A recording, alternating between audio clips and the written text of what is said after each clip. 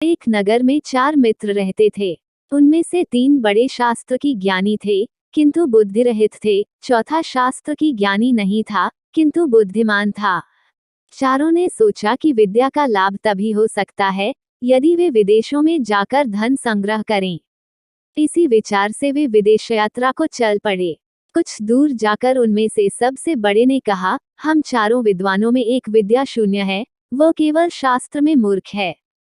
धनोपार्जन के लिए और धनिकों की प्रसन्नता प्राप्त करने के लिए विद्या आवश्यक है। विद्या के चमत्कार से ही हम उन्हें प्रभावित कर सकते हैं। अतः हम अपने धन का कोई भी भाग इस विद्याहीन को नहीं देंगे। वह चाहे तो घर वापस चला जाए। दूसरे ने इस बात का समर्थन किया, किंतु तीसरे ने कहा, ये बात उचित नहीं है। बचपन से ही हम एक दूसरे के सुख दुख के सहभागी रहे हैं। हम जो भी धन कमाएंगे उसमें इसका हिस्सा रहेगा। अपने पराये की गणना छोटे दिल वालों का काम है। उदार चरित व्यक्तियों के लिए सारा संसार ही अपना कुटुंब होता है। हमें उदारता दिखलानी चाहिए। उसकी बात मानकर चारों आगे चल पड़े। थोड़ी दूर जाकर उन्हें जंगल में एक शेर का मृत शरीर मिला। उसके अंग प्रत्यंग बिखरे हुए थे। तीनों विद्याभिमानी युवकों ने कहा, आओ हम अपनी की शिक्षा की परीक्षा करें।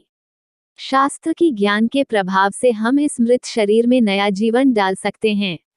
ये कहकर तीनों उसकी हड्डियां बटोरने और बिखरे हुए अंगों को मिलाने में लग गए। एक ने अस्थि संचय किया, दूसरे ने चर्म, मांस, रुधिर संयुक्त किया, तीसरे ने प्राणों के संचार की प्रक्रिया शुरू की। इतने में शास्त्र की ज्ञान से रहित किंतु बुद्धिमान मित्र ने उन्हें सावधान करते हुए कहा, जरा ठहरो।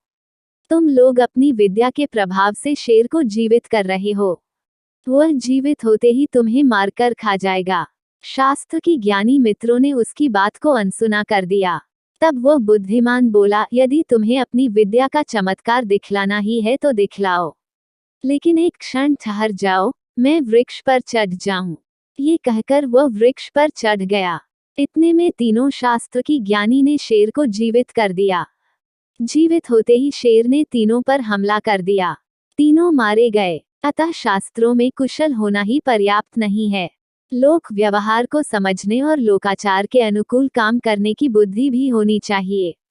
अन्यथा लोकाचारहीन विद्वान भी मूर्ख पंडितों की तरह उपहास के पात्र बनते हैं।